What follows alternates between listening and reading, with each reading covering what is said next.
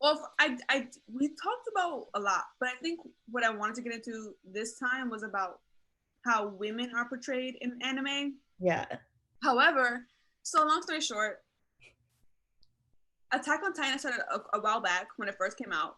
I didn't like it. I thought, and it's kind of, I feel like it's kind of a constant thing with every main character. I feel because I didn't like when I first started My Hero Academia, which was a while back. I didn't like it either because in Attack on Titan, Eren is mad fucking annoying. Eren is so fucking annoying. That was really the reason why I could not get into it the very first time I watched it, because I was like, Eren, what the fuck are you doing? I had to stop. Oh, yeah. I went back. I like tried like 3 years ago to like get into it, and then like Eren was so fucking annoying that I had to stop. And then last year I like tried again, and I was like, oh, okay, like it's fine. You're still annoying, but I can deal with it. And I had tea. But also, I just want to say, I felt the same way about Deku. Deku was crying way too much for me in My Hero Academia. Like, shut up. But the tea is, the reason we don't like him because that they're really who we are. It's a mirror, but we'll get into that later. Let's not do that. But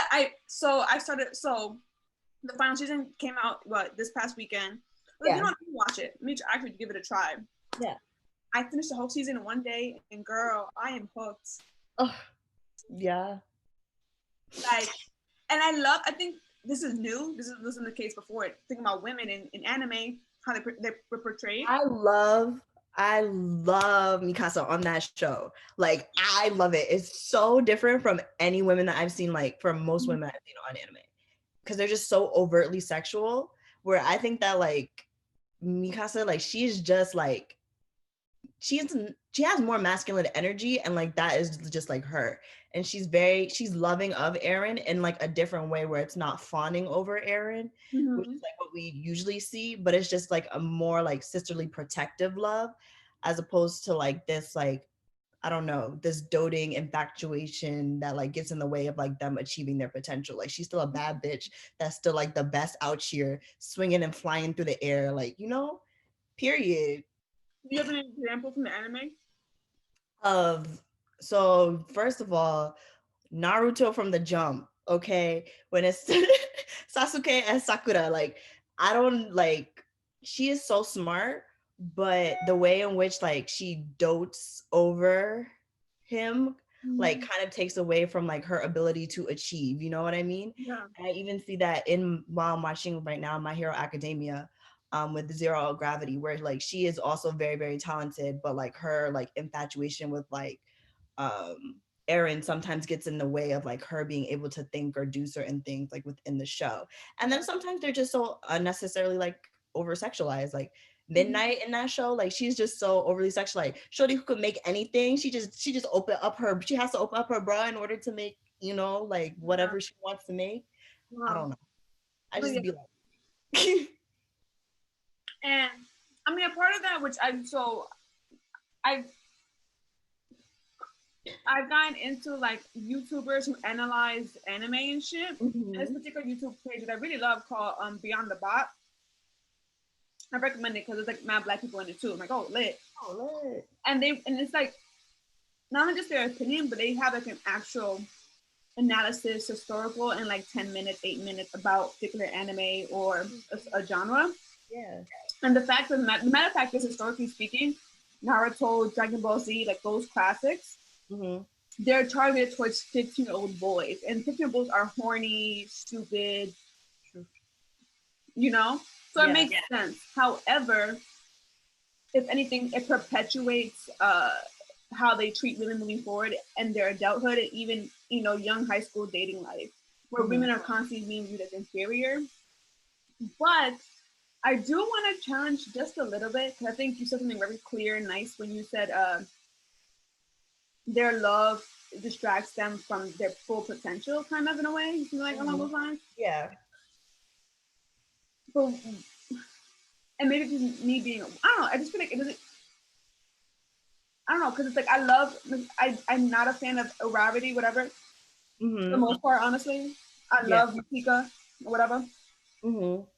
But why is it, I don't know, because maybe it's just a recurring image we see, and it's finally different, but like, why is this such a bad thing to love with your heart on the sleeve? Like, why do we find that a problem?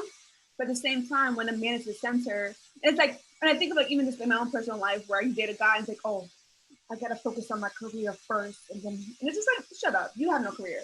Right. I don't know. I'm just thinking about those kind of like conversations to have, but at the same time, when we get a Masika, or I'm thinking of who I fucking love. Have you been reading? I can't pronounce it. Jujutsu. Oh yeah. Have you seen it? No. I recommend it. That shit is fucking fire. And the women lead character, she's like similar to Masika. Like, she's strong as fuck, and she's unapologetic. She's irrational, emotional. She's just basically the bitch is a nut job, but in a way that's so lovable and refreshing to see that someone is confident versus like being shy and cute and a good girl. I just like that more because we haven't seen it enough. But at the same time, it's like, why is it a problem for the good girl? I don't know. Yeah, I get what you're saying. I totally do. I think that I have no problems with like them showing love, like wearing their heart on their sleeve. I think my only issue is like them being like, oh, it's either or, like that kind of thing, where if you're gonna show your heart on your sleeve, then it's gonna be a detriment to how like you like interact or like are able to achieve, when like that's definitely not the case, you know. Where like their emotions are seen as like a flaw in how they're able to like achieve things, you know. And like that is like one of the like reasons that like is really like annoying to like see that, because it's like, yeah, like I be having crushes all the time, but I'm still gonna get my guap. Like it's never gonna affect me and like how I move. Like I don't know, it doesn't have to be an either or thing. And I really wish like, you know, for some of those, like we would see more of like what you're talking about, like, okay, but they're still like a bad bitch and they still very much love themselves on top of being able to love like, you know, Aaron or whoever else, you know. And I think that's why I really fuck with like Mikasa, because she's able to do that, you know, like be a bad bitch, still very much like do what she needs to do, but also very much be like, no, I love Aaron, I want to protect him, I'm gonna do what I have to do to like make sure he's okay, you know. Yeah. Well, yeah, and to add on to that, I think what's different about specifically Attack on Titan versus any other show is that everyone loves Masika back. Yeah, he's loyal to her, and I think with other shows, it's like Inuyasha, like the other bitch, Kikyo's dead. Get over her. Right. It's not cute to me. Like maybe I'm the psycho, but like, and a lot, and specifically shoujo kind of or shonen anime, it's like the guy and the two girls, which will he choose? No, leave that bitch. Like, we're not doing this. And I think this is kind of the first anime I've kind of seen. I can't think of another on top of my head where the guy in a shonen loves the girl back. If anything, obviously it's shown differently. Masika's like obviously stronger than Eren. He's obviously what she said, but it's mutual, and you don't see that a lot at all. Yeah, even in real life. And that's the tea. You're not wrong. I'm really sitting here like trying to think of like other examples where it's like reciprocated in that way, and like I'm really drawing blanks, and I'm really trying to draw from like even other shows, like, and I'm still drawing some blanks. Even Girlfriends. Yeah, that's what I'm saying. Like they were chasing men, and like a lot of them did not reciprocate in the ways that they wanted or they needed. And maybe it's just me. I don't know if you let me know if you feel the same way. But whether it's anime or not, personally, I think the whole triangle love thing is tired. I'm tired of it. I don't like it. I'm over it. When I see that storyline, that's kind of how I feel about. Don't judge. Okay. Legend of Korra doesn't hit that shit. Yeah. Like it just feels forced, and it's like and granted, like as someone who's worked in production before, I know just for a fact from just basic like statistics and ratings and stuff, the most highly rated show in the landscape of television, which is a whole other conversation about streaming television, but the point is, dating shows are proven to be the most successful shows. Whether you are a 15-year-old boy who's like thinking with his peewee, or a 40-year-old woman watching what's it called, soap operas in the afternoon, whatever. Yeah. The point is, dating shows, romance, people want to know about that. Yeah. So it makes sense to put romance, but I feel like this is me getting Wesleyan, sorry. I feel like this is an example of the binary heteronormative projections in our culture and how it influences our art, because all you see is triangle, X, whatever stuff, but like there's so many types of different types of love, like platonic. We see that a lot with the male relationships. I think is great with anime, which you don't see in American animation. That's an example of something that we see, but it's like there's so much more. There's like asexuality, pansexuality, polygamy. Like there's ways you can get into these type of different types of love, and obviously in the age appropriate, because it is for 15-year-old boys and children, whatever. But I think there's so much you can get into that it's only maybe a little bit now we see. And I think an example of that is it's a American cartoon produced by DreamWorks called Kipo. Oh yeah, I have. And there was at one point, there was like I think a controversy, I don't remember, where a boy kissed. And they're like 10, they're like little boys. And I think it's like, that's an example, I think a great example of an anime with whichever part of the world is from, of representing a different kind of love.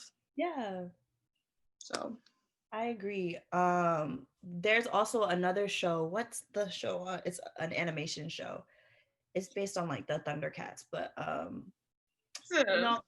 no, but it's like what's her dang, I'm really blanking on the name, but it's an animation show, and she has like this superpower, and like essentially there's like a whole storyline where like she falls in love like with her ex best friend.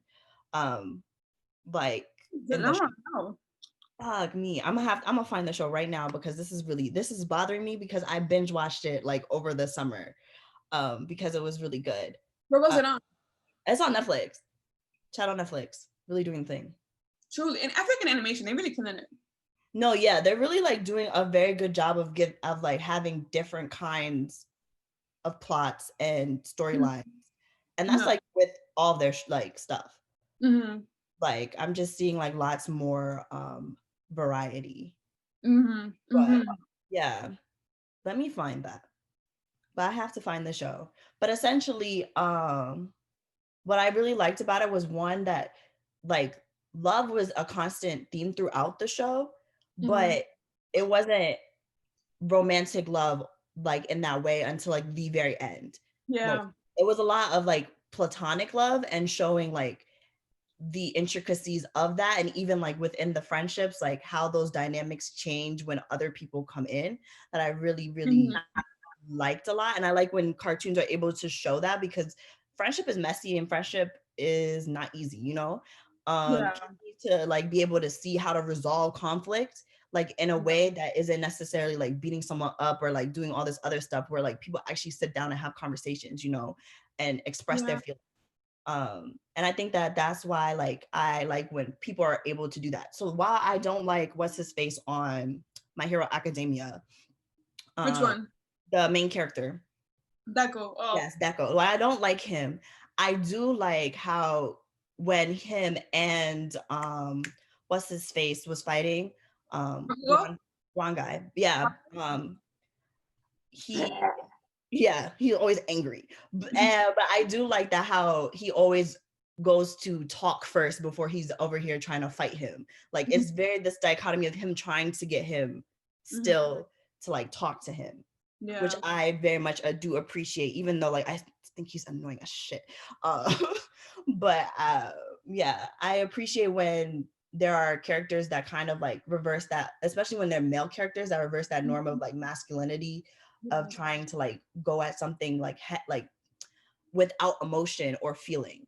And I don't know if that's why Deku makes me uncomfortable, because he's so emotive, and that it makes me very uncomfortable of him like challenging the masculine like norm of like, you know, being super manly, especially compared to all the other like masculine characters on that show.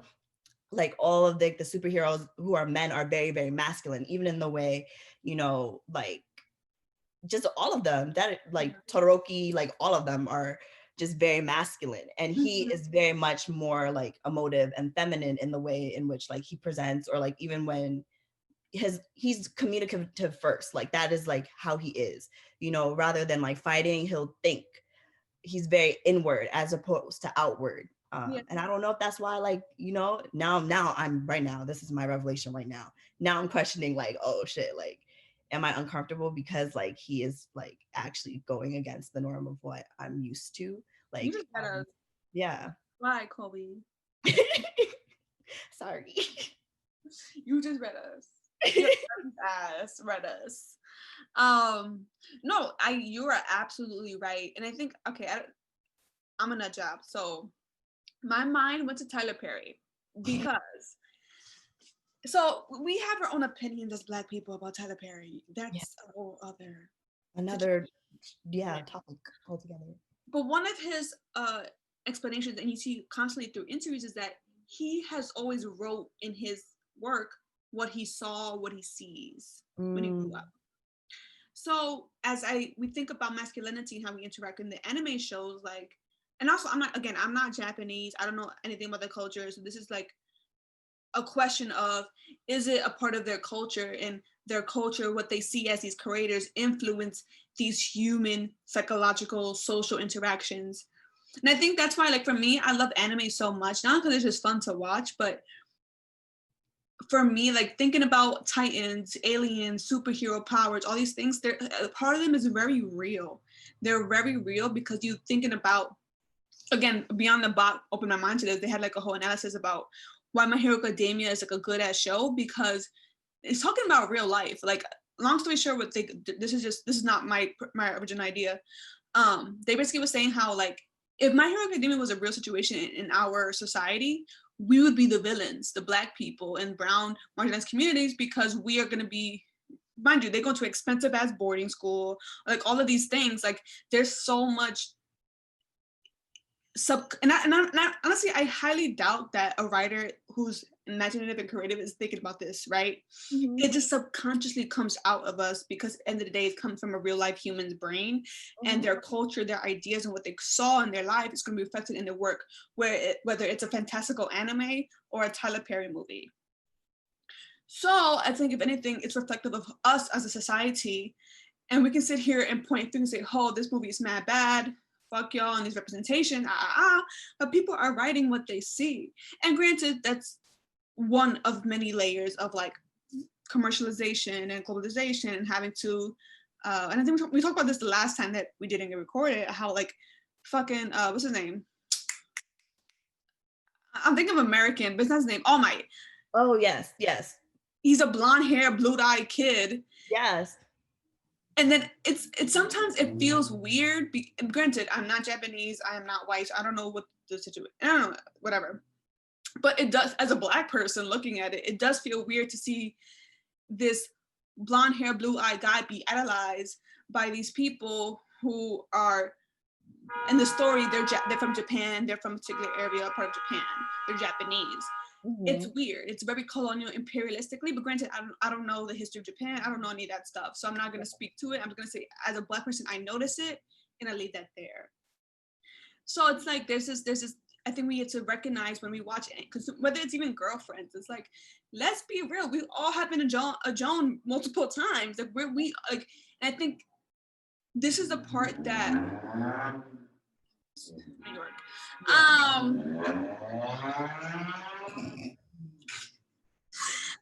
This is a part when, and this is why I feel like moving forward, when it comes to thinking about what happened this summer, what's happening for centuries for Black people and unarmed Black men, unarmed Black people, Black trans women, etc. This is a time where we need an individual reckoning. And I get that lots of social movements are like anti-individualistic, anti-capitalist, but the thing is, you can't deny something something you've always known.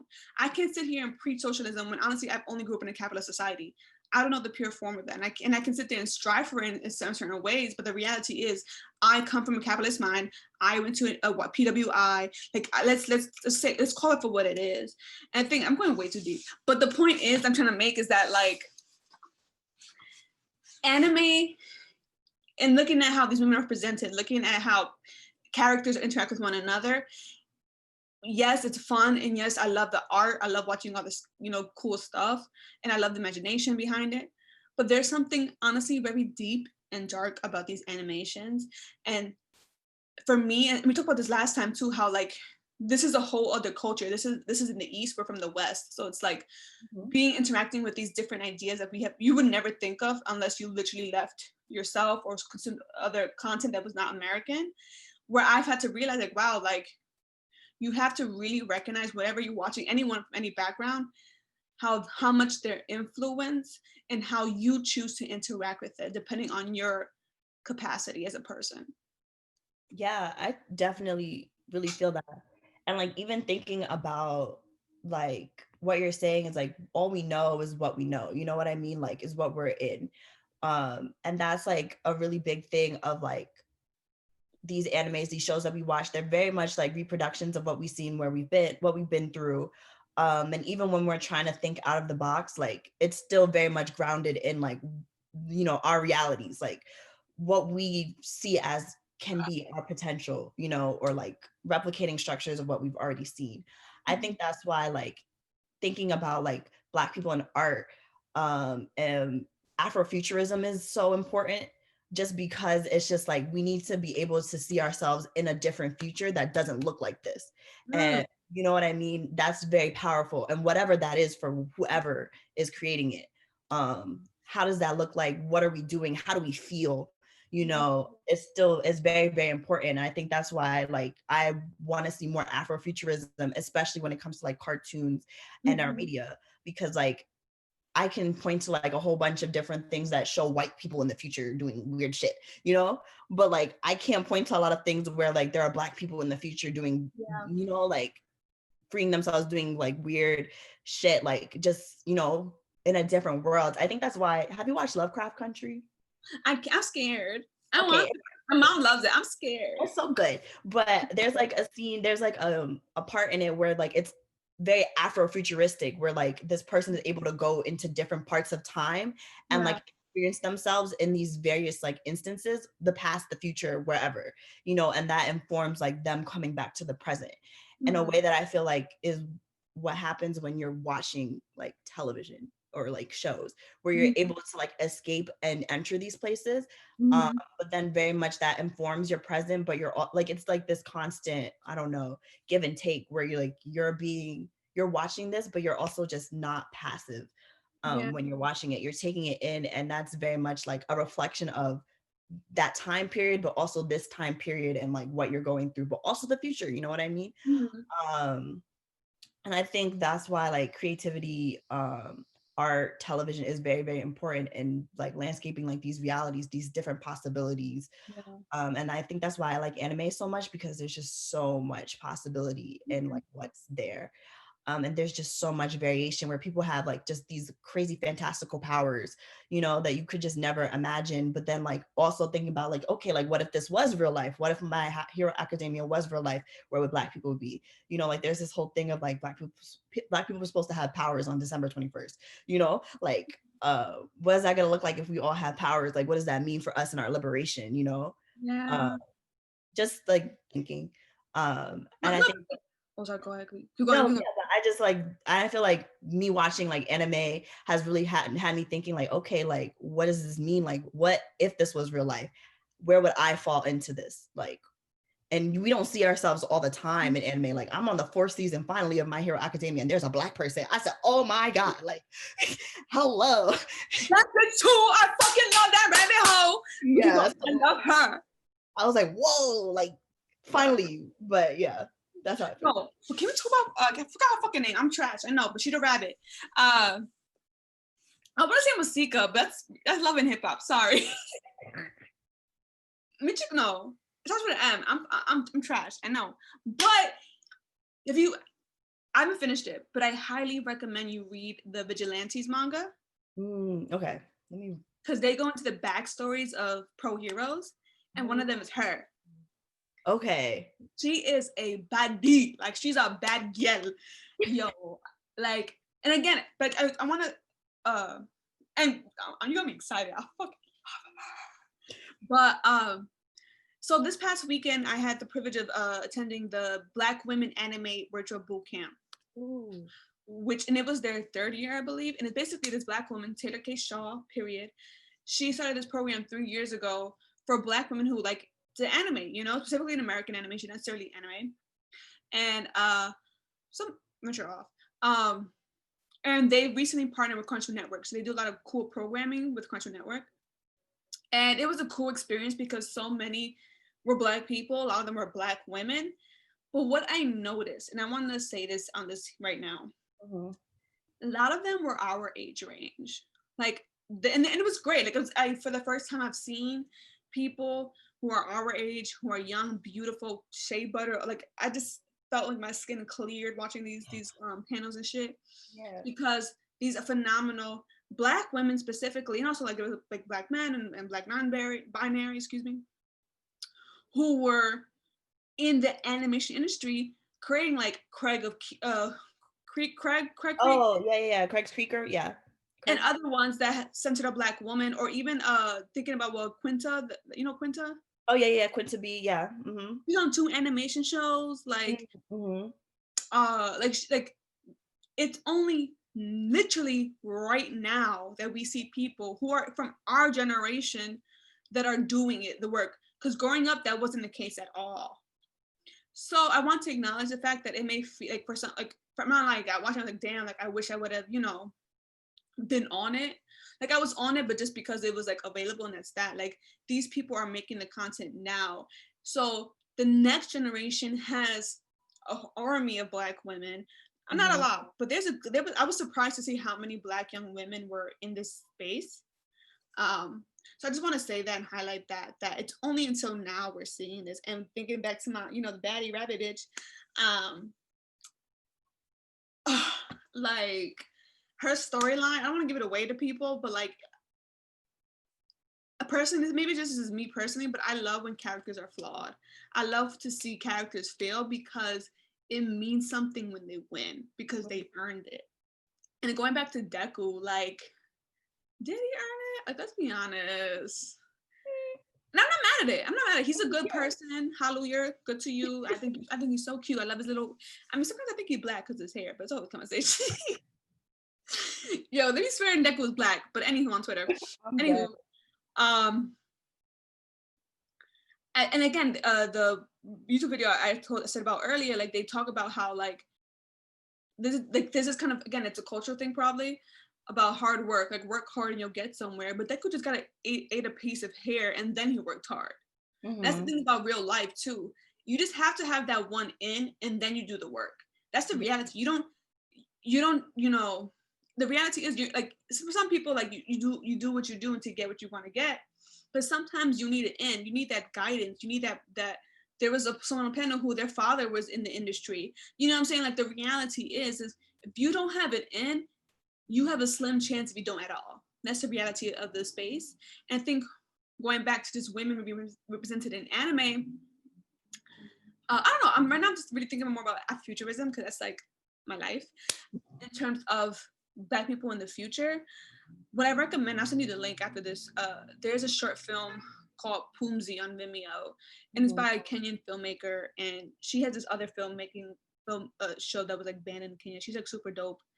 And it's like talks about sci-fi, and I don't know, I'm just spitting ball right here, but like when I think of Afrofuturism and like Black people and animation and sci-fi and all these things, my mind immediately goes to the earth and environmentalism.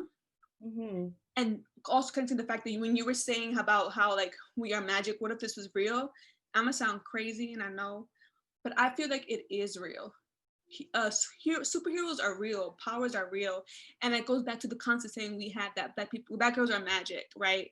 Like there's something about our ability, even if and this needs to be said, all skin folk ain't kinfolk. But I think it's important to recognize Black women, even before enslavement, our record, even just giving birth is a fucking power. You know what I'm saying? Like to even be resilient against a particular country that literally kills your body, who don't acknowledge your pain, to be a Black woman. And even I'm thinking of like, I'm Dominican Haitian, thinking about like our spiritual practices, and like, I mean, I don't know, I have my own opinions about like witches and all that shit and how it's been commercialized. That's another conversation. But it's just like there's something spiritual about our existence, and that is a power we can't tap into because of our circumstances, because we've historically, you'll be killed if you tap into that magic. And that's not in relation to the whole witch IG page thing, because I'm offended, but from an actual family historical point of view, and just I'm thinking about my culture and how like there is something like long story short, I remember I wrote a paper on Black women imagination magic, and I'm never gonna forget, long story short, which probably makes a lot of sense. Paper. What? Send the paper. Send the paper. Oh, I say. Okay. But I'm never gonna forget when I was a kid, I fell on my forehead on concrete. Oof. I was running to school and I fell flat face and I had like blood gushing. At the time, it was poor, no health insurance. And this is gonna sound real crazy, but it's real, and I'm not crazy for the most part. My grandmother, I remember, like it was like I was like, what, in kindergarten, first grade? I came home, walked home back home with my mom. She carried me in her arms. My mom had to go back to work because we gotta pay bills.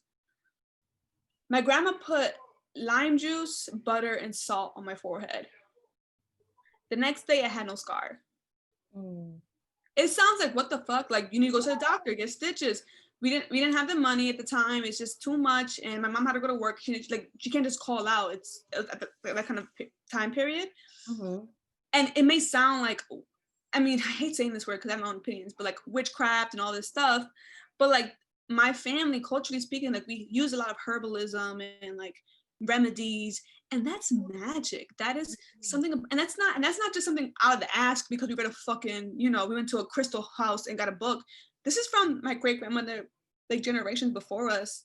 So I always think back to that example that's explains why I'm having like crazy come in my head, but like she literally put butter, salt, and lime juice, and I have no scar on my forehead from literally falling on the concrete.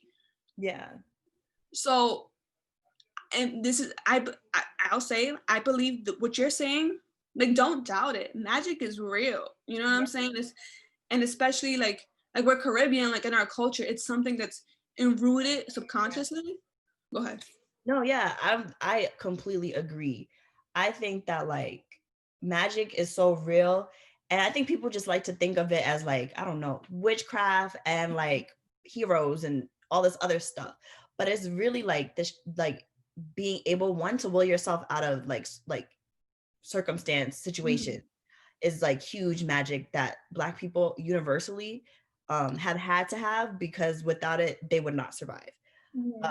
And also just the ability to just use your energy to like change whatever is around you. You know what I mean? I think that's like so like pertinent to like what you're saying, and also just like herbalism, the earth, like that's such like a heavy part of like one, Caribbean culture, African culture.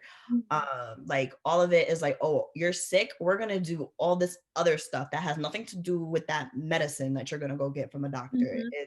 It's literally like ginger, like your basic, down to earth like shit, we gonna get you these like peppers and we gonna do this, we gonna make this and make it happen for you.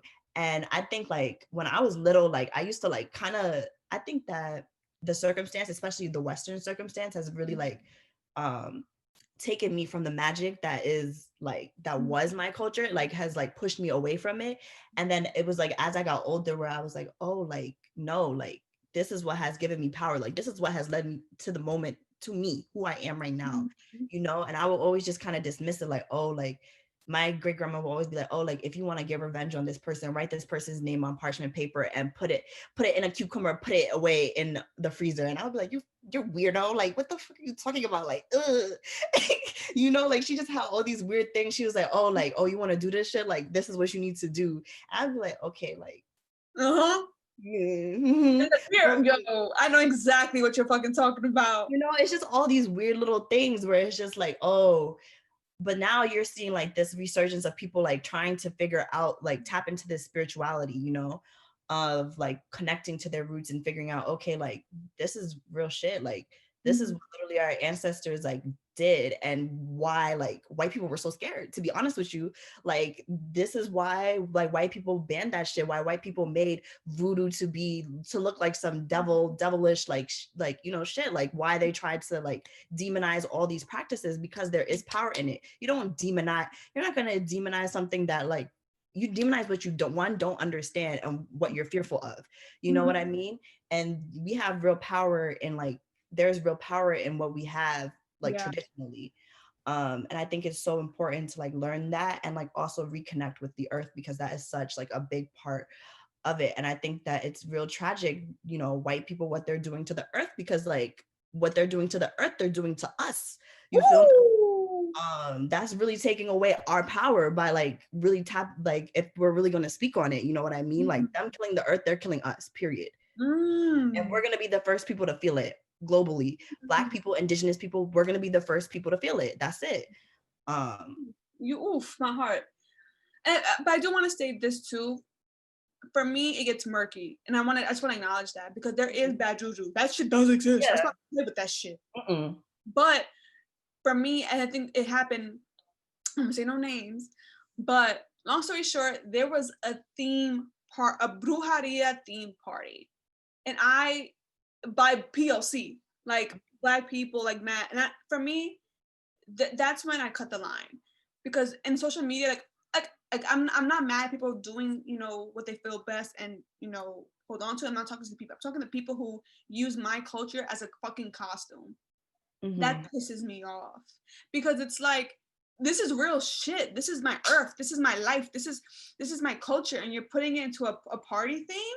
It's like, it's no different from people like using what's like Hawaiian party themes. You're nasty. Stop. So that's I just want to acknowledge that's a problem, and that's why for me it's getting murky, because it's become this trend, and it's like my livelihood, like black women being a fucking trend all the time, and having a white woman profit off of it. Garbage. But I also want to mention something too, and I've been feeling this way for a while, and I'm trying to be, you know, correct about what I'm gonna say. So long story short, I think specifically with anime, that's most of it is centered. A lot of new South Korean animes that are coming out, which I think is super dope, like God of High School. And I think that's a whole other conversation to have about the economy and just looking at it as an outsider, how anime is shifting to become more global. Like there's now a Mesoamerica anime in the country, bro. Like I think that's how you know the impact of anime. But I want to focus specifically on how specifically anime that's centered in Japan, from Japan. There are so many beautiful cultural elements that like thinking about like Shintoism, and like thinking about like the whole mythologies, like these are all derivative from like old folklore from Japan. And from when I watch it, I admire it, but I'm also, as a Black person, specifically as a Caribbean person, I'm jealous, because I know I have that in my culture, but it's been taken away from me. And like when I try to like get it out of my grandparents and poke it out them, but they've experienced dictatorships and trauma and all this shit. It's like they don't want to. So I'm not gonna like, I want to say that out loud, say that like I'm not gonna like, I'll watch this anime and I'll admire it, but I'm also like jealous. Like if it wasn't for like what had happened historically, first I wouldn't exist, but also like I know there's so much richness in our culture that is so much more clearer, and you can, for us, at least for me, I speak for myself, I can only get it in sound bites. Yeah. And I'm sad.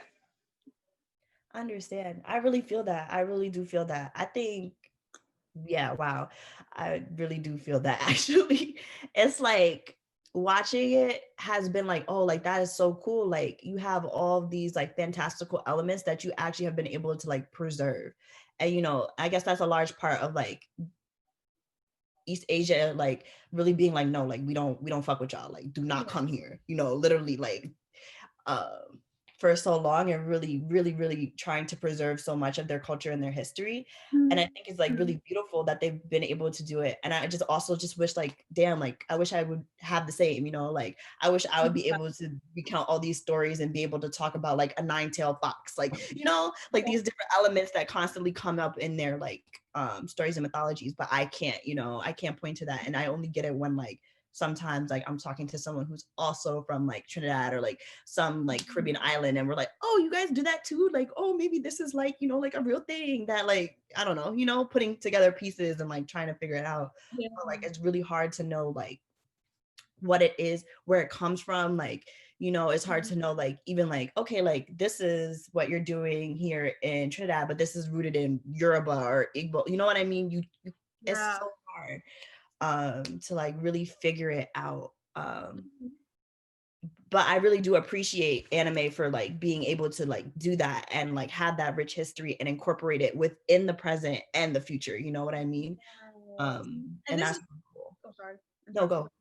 No, and going back to Afrofuturism, this is why Afrofuturism is such a complex yet important kind of concept, is because we're creating it because we're getting sound bites, we're putting it together, versus in Japan, they have very different history, and they don't need to have Afrofuturism or Japan futurism. I don't know. I mean, they're probably, it's a style of futurism, a painting, but like they don't need that because they have a clear understanding of the most part for their history, and we see that in the work, the artwork, and the constant archives of work, versus for us, most of them were burnt down and taken away and stolen. Can I end it on a positive note? God damn. Yeah. Let's end on a positive note.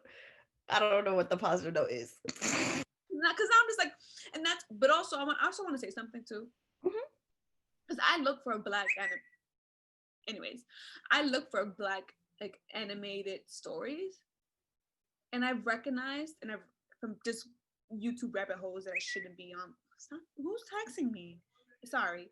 I'm sorry, I just hate that noise. That's why I put my phone on silent. Sorry. They exist. It's that they don't get funded.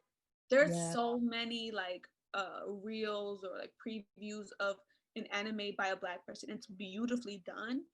From like 2013, 2012, but they've never been supported. That's so sad. I feel like, yeah, that's like very, very sad. Like just thinking about it, because like growing up, like even at that age, like seeing one would have been so pivotal in like, you know, reframing anime within like Black culture, you know.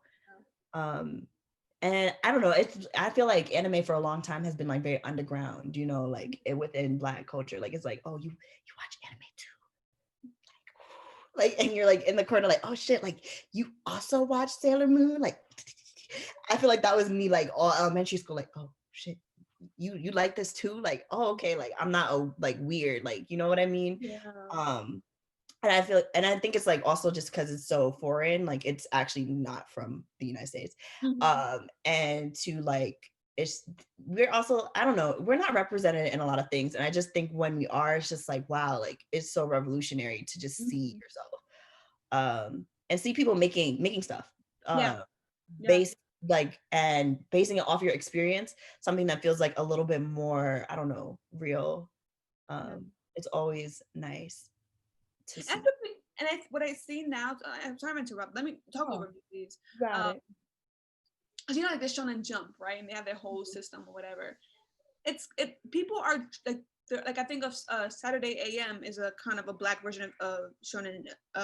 This is the one that's coming up called Nora Caesar, and they're making a manga app as well, similar to Shonen Jump, but it's for Black people in the West.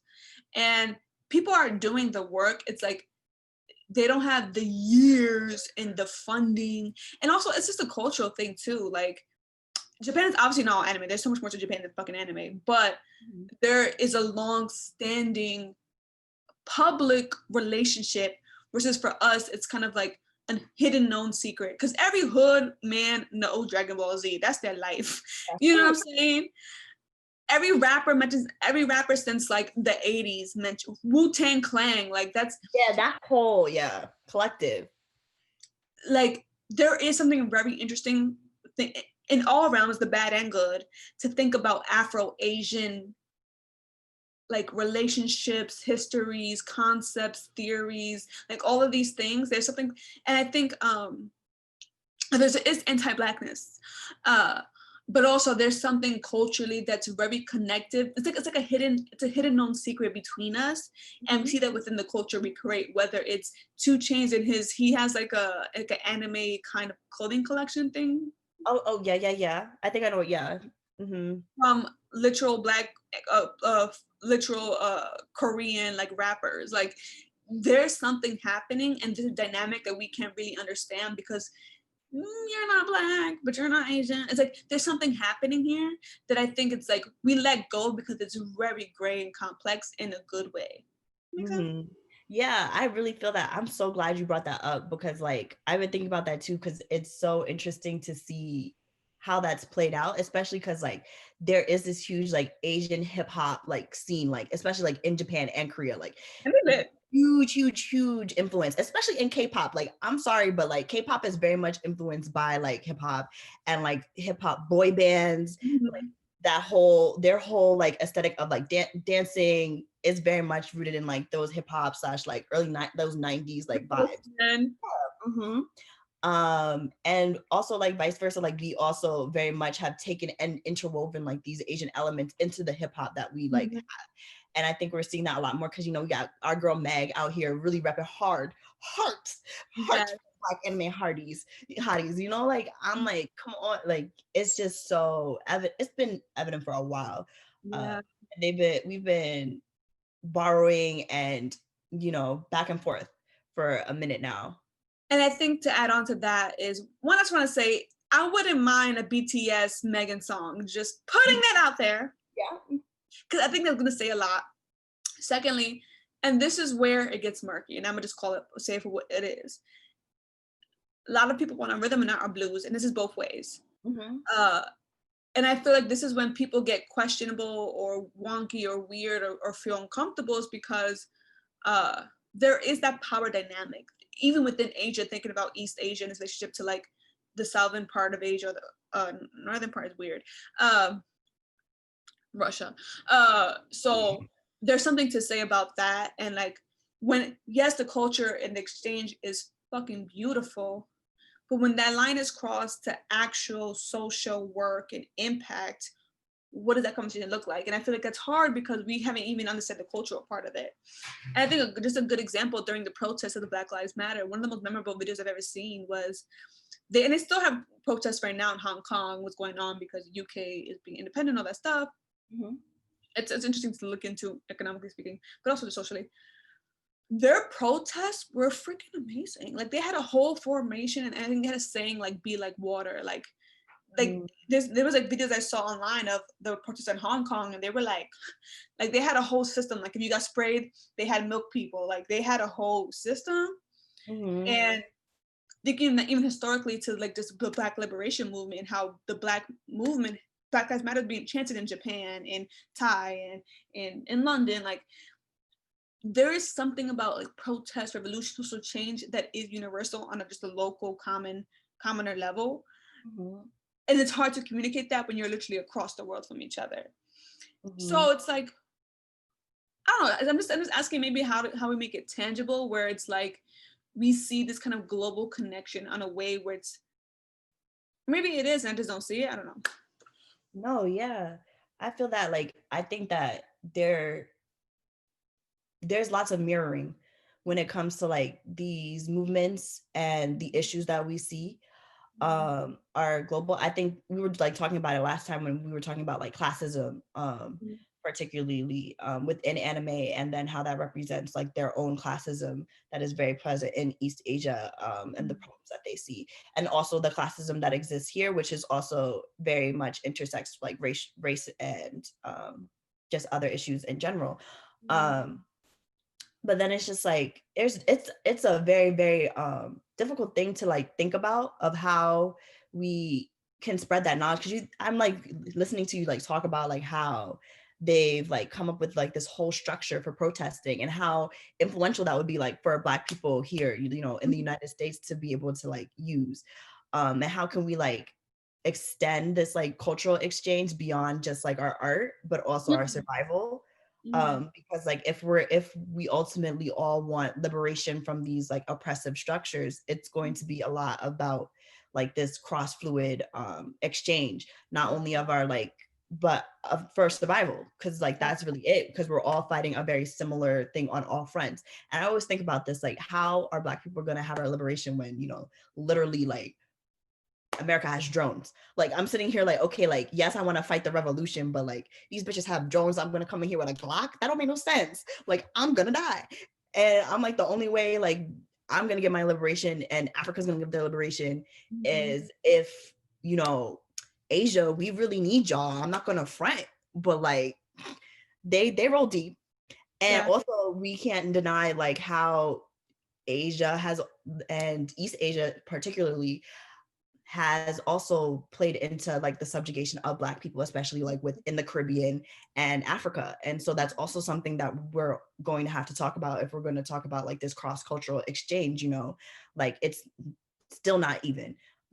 When it comes they colonize. They are they're colonizing currently. Like they are taking resources. They're doing what white people do right now, currently in Africa and all across the Caribbean. And that's also something that we're going to have to talk about, and we need to continuously talk about, even when it comes to our like cross-cultural exchange. Like it's not equal. Like there's like, we are both minorities. I don't like that word, marginalized in some ways, but like the model minority myth is very, very different than our like the stereotypes around Black people, you know. And I understand how that is oppressive in its own way, but like it's not the same, you know what I mean? And we do have to like talk about that when it comes to like the cultural exchange, because like the content that they make is still going to be respected in a way that Black content is not, you know what I mean? And we have to you know, figure out ways in which to like leverage their privilege in order to help us. Like I think if that's what they want to do, if they want to borrow from us, then we like they need to help us too. Yes. And I think adding on to that too is like a lot of people don't know, and I didn't even know until I watched the fucking documentary, but the whole, specifically again America, specifically United States, the whole model minority for Asian Americans, it was a weapon used by white people to keep us in a certain, you know, like separate and have these kind of frankly issues, cultural differences. I think go to the LA riots, that whole history, like the model minority thing, where they purposely put in structures to make sure Asian Americans get a certain level that we can't get to, vice versa. And also they're also thinking about the fact that like there is something to say, even within Asia. Asia is a freaking massive continent. There's so many cultures, even within like China or Japan. There's so many different types of people. And I think that personally, I can't speak to the immigrant experience.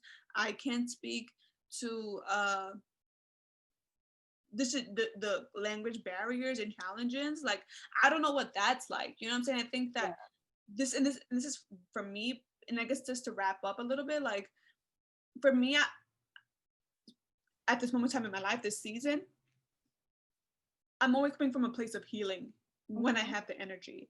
So like I think I'm at a point, like, yes, I'm a Black woman, I'm in a space, I'm Caribbean, I do come from an immigrant family, but I am second generation.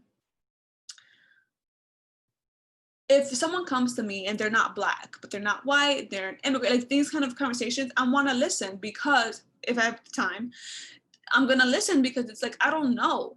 And to assume things about other people, and granted, also reckoning sociology, structures, system, reason, like obviously know that shit, duh, basic.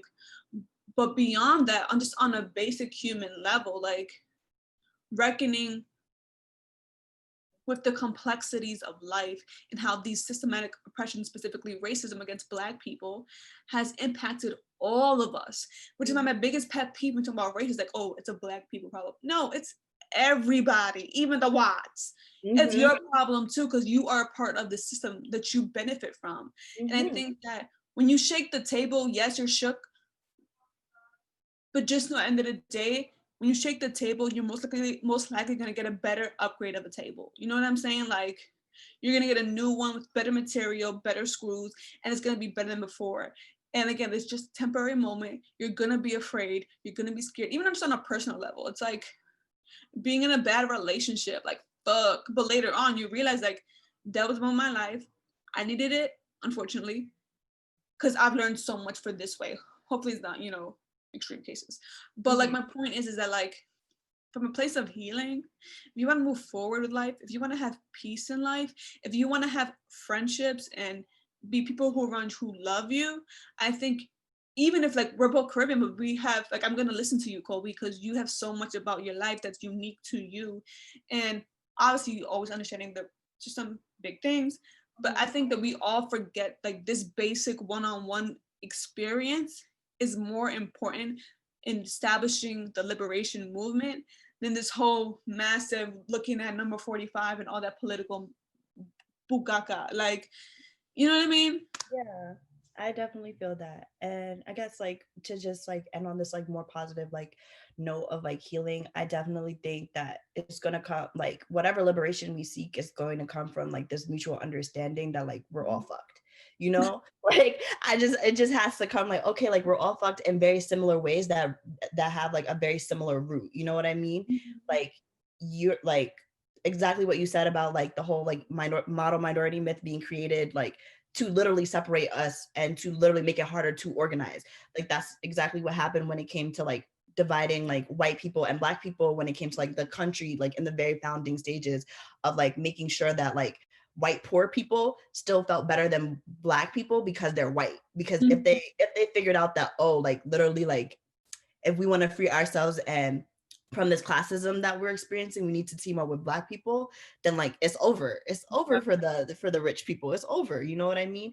And I think like we really need to figure out that there's a lot more, this is mad corny, but like there's a lot more that like holds us together than there is that like separates us. Like we're very, very similar in like what we're facing. And I think that that's clear, especially within, you know, what we watch, what we consume. Like watching anime has definitely led me to like see like exactly how similar like these issues are global, and how it's going to take like a global kind of like reckoning of like that to really see. And I'm really thankful for, you know, having like anime and like other platforms and media to really be able to show that. And especially with like the internet, because like now we are really global. Like now we are really able to see like what's happening everywhere, you know, and how like, oh shit, it's fucked up there too, just like this. That's how we're able to see like, oh, like it's not all fine and dandy to return to the motherland. There's still SARS, you know, like it's still things going on that it's very similar, and we still really, really have to act in a way that is, you know, just more communal. There's still there's a communal aspect that needs to also happen that takes in the interpersonal, individual, and the communal. And that's the music right there, baby. Boop. Yeah. I'm sorry we did this again. Yo, we're so smart. You know, we do a thing. Oh my gosh. So that's the wrap up. That's a wrap up. For next time, we want to talk about classism again. Yeah, because that was actually a really, really good conversation that was missed. We've dropped some serious gems. So we'll be back with that.